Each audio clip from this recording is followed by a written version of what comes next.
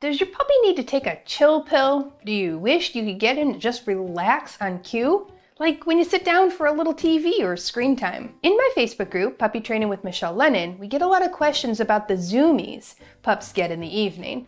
This is when the humans usually want to sit down and relax in the living room, but the puppy has an entirely different agenda. This is a great time for the relax skill. And believe it or not, you can teach your puppy to relax on cue. This isn't just a downstay, this is actually relaxing. We're looking for relaxed body posture, but also a calm state of mind, because we want the dog to settle with both the brain and the body. I want to let you know that training for a behavior like sit or shake is much easier. Training for an emotion takes more patience and understanding of canine training concepts. But I believe in you. You've got what it takes to work on this with your pup. Michele here with How to Train a Dream Dog.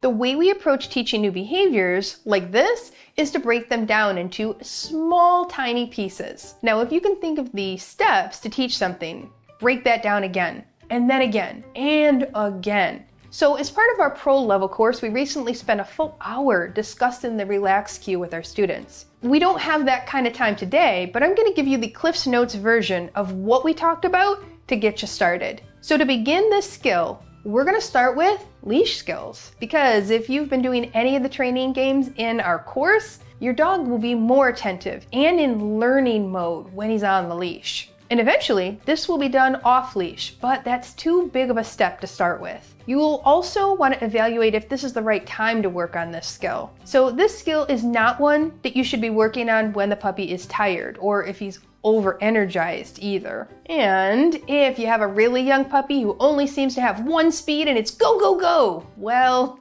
you might want to wait just a little bit till he's a little older and you both have some training experience together. In addition to leash skills, if you've worked on the focus game from my online course and your puppy's pretty good at it, that's going to be a great skill to help you with this skill. Next, we're going to teach the lie down cue, which can be done by luring the puppy into a down and eventually naming it. The other option is to note when your dog does it naturally and then name it, reward, and then release. Whenever you're teaching a new skill, those are your two options. Lure to the spot, then reward and release, or capture it naturally. Use your chosen hand signal with both of those. Regardless of which method you use to get the dog into position, hold off on calling it anything until the dog is doing the skill consistently with just the hand signal. This next step is an important one that you might not have thought of. We're going to reward the dog for a hip swing. Now, the hip swing indicates the difference between the Sphinx pose, I'm laying, but I'm ready for action at any moment, and the true relaxed settle position. Again, with the hip swing, we can either lure it by moving the treat around the body, or we can capture it when it happens naturally. Then, you're gonna mark it with your yes, or the word you chose. You reward, and then you say your release word. So Ziggy is currently in the Sphinx pose, where his hips are both up. So, remember, we're going to take our treat at their nose. We want to keep this level, and like a C, it's going to go in towards their ribs. Yes! Okay, we can do it again. Putting it in front of them, take it. Gets their hips back into the Sphinx. He did settle again on his own, so that would be another good marker. Take it. And because he's a little bit older, he might have a little bit of trouble going from Sphinx to settle. So another way to get him up would just be to have him stand up. Stand up. Good boy.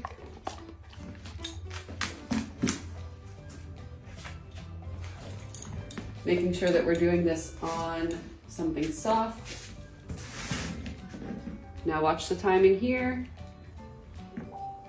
Yes. Good boy. Ready, set, get. Ah. So after the dog is doing the behavior consistently, then we can add the word to it. Pick a word that you like and that you won't use in any other context. Many of my students use settle for this particular skill. I wouldn't use relax only because we use it more often in daily life. And I don't want your dog to hear this word without following through with the skill. This actually weakens the skill. Now, we're going to build up the duration of how long the dog is in the settle position. Don't go in a predictable linear way. Bounce around with your timing. Maybe it's 2 seconds, and then 4, and 3, and then 8, and then 3 again, and then 10. Make it unpredictable for your dog.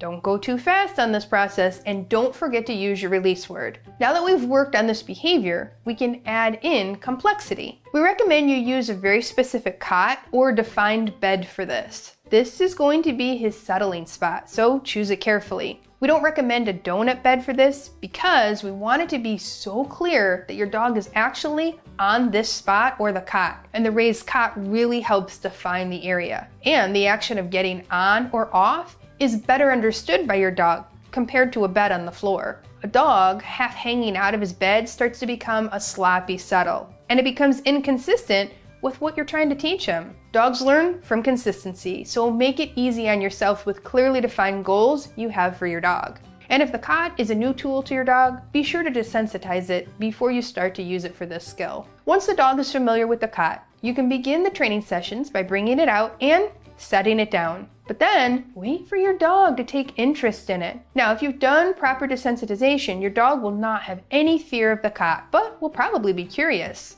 If he's excited and he seems attentive to some signal by you, this is great news. When teaching a skill like this, we want the puppy to initiate the training sessions. And maybe you're thinking, how in the world would my puppy initiate the training sessions?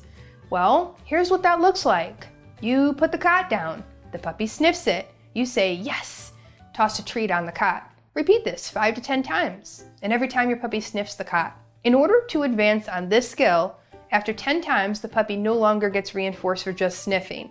So he might step on it with one paw. You say yes, and toss and reward. Repeat this about 10 times. Moving on, we no longer give the puppy a treat for just one paw, but we reward him when he puts 2 paws on the cot. You see how slowly increasing the goal is here? While rewarding the puppy for doing the right thing in each step of the training process, this is how we allow the puppy to initiate the training session and slowly teach him what we want. Sometimes, if the human can be patient enough and let the dog use his natural curiosity, we get the behavior without asking for it. Then, it's just our job to mark it and reward it. After the puppy gets his yes and reward for showing interest in the cot, be sure to release him out of the queue so it becomes a natural part of the sequence. Now, you can also reward the puppy in a specific way to further encourage the skill. Place the treat directly between their 2 front paws. This will encourage them to go into the down position. Next, we mark and reward the dog for laying down or sitting on the cot on their own. And repeat this about 10 times. The next step, just like we did with curiosity the cot, increase the duration by holding off on marking and rewarding for about 2 seconds. Repeat this about 10 times. Then we're going to increase the duration again and hold back on marking and rewarding until after the puppy's laid down for about 5 to 15 seconds. Eventually, the pup is patiently waiting and could swing into the hip settle on his own, which you will mark and reward with lots of treats. Now, the second part of this process is the most important. Earlier, we were training a skill to get on the cot and stay there and get into a relaxed body posture. Now, here's where we begin to train for an emotion. This part is not going to be a quick process, but it is worth it. Depending on how much you practice and your dog's natural temperament, this could take weeks or months to achieve. Training for an emotion mostly involves setting up the training sessions for the maximum chance of the emotion we want, such as the right time in the wake window,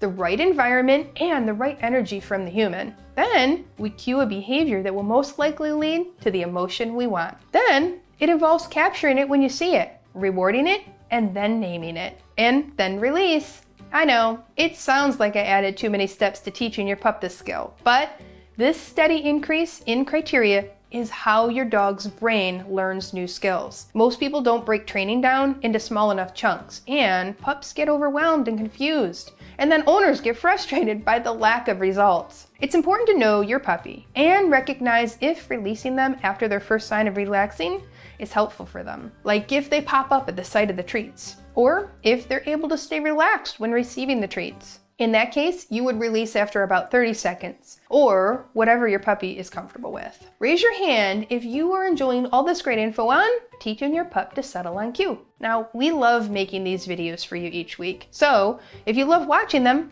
help us out. Subscribe to the channel, share the video with a friend, drop a comment, or give us a super thanks. Even trainers on YouTube like rewards of hearing that you like our content. That's a great treat for us. Now, the final step is what we call proofing the skill, where you add distance of how far away you are from where your dog is located. Then you add distractions, which could be smells or sounds or other activity. Even an open window is more of a distraction for your puppy. Now you can add diversity, which means practicing this in different areas of the house or even outside when your dog is ready. And of course, you want to add duration, which is how long the dog can relax before he can be released. And I say this with all training games.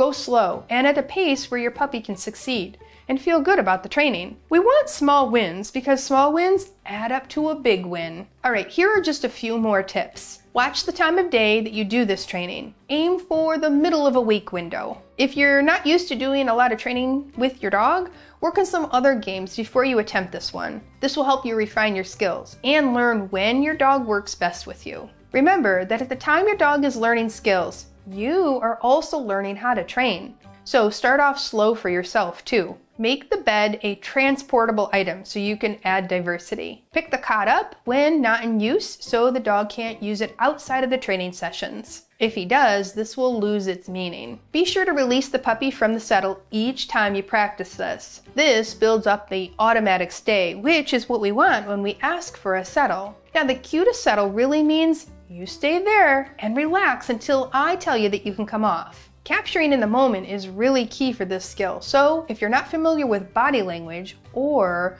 you're not used to paying attention to subtle changes in ears or eyes or mouth placement and stress levels in your dog, do a little more work on that before you attempt this. Now, some common signs of relaxation are the dog taking deep breaths, putting their chin down, or a tail flap. And the more you train with your dog, the better you're going to understand his or her unique body language and signals. Here's a big tip. We always tell our students this one. Record your sessions. Now, it's hard to pick up on those subtle things in the moment, but if you record your session and watch it back, you'll better pick up on signals to watch for next time. Look for signs that your dog wants the session to end or something is distracting him. Look for your body posture or hand placement that could accidentally impact the skill, and watch the timing of your words to see if you can make improvements. There are a handful of skills that many humans struggle with. And if you'd like to level up your training, take a look at this video for some tips that will help you or anyone who's working with their dog. There's a good game in there called Sit When I Sit, and it's a great one to start with before attempting settle. It's a little easier for both human and dog, so I'd start there and then move on to the settle. All right, tell me, are you ready to work on this with your dog? Or are you going to start with the basics first? Either way, simply spending time with your dog to develop a common language is a great investment. And if you need any help, just pop any questions into the comments and we'll help you out. This is Michele Lennon, your favorite online dog trainer and puppy expert, signing off.